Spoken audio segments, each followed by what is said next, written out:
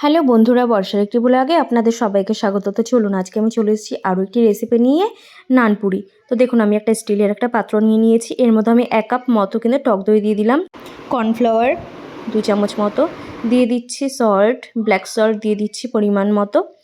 দেখো এবার এটাকে আমি ভালো করে একটু ফেটিয়ে নেব যাতে কোনো দানা না থাকে।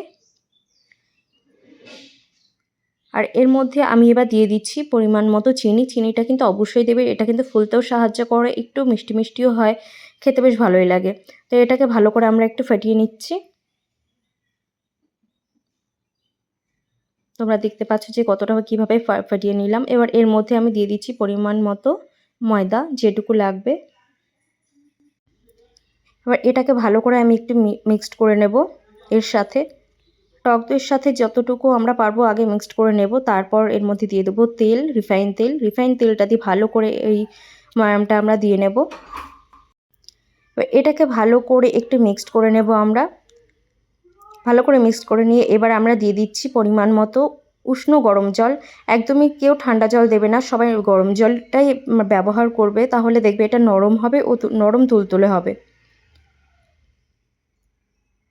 এটাকে ভালো করে এবার আমরা একটু মেখে নিচ্ছি।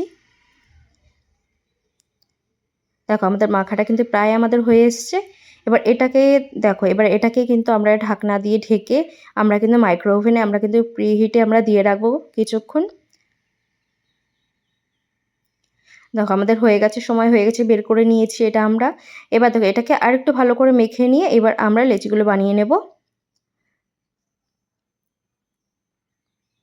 আর এটা কিন্তু লুচির থেকে একটু বড় বড় হবে, কারণ এটা কিন্তু একটু মোটা হয়।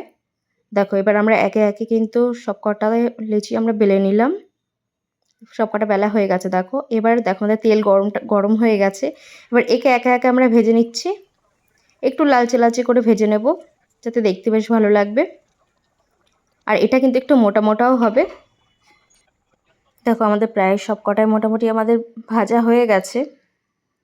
তো চলো এবার আমরা তাহলে পরিবেশন করে দিই। দেখো, তো চলো দেখো আমাদের পুরোপুরি কমপ্লিট হয়ে গেছে।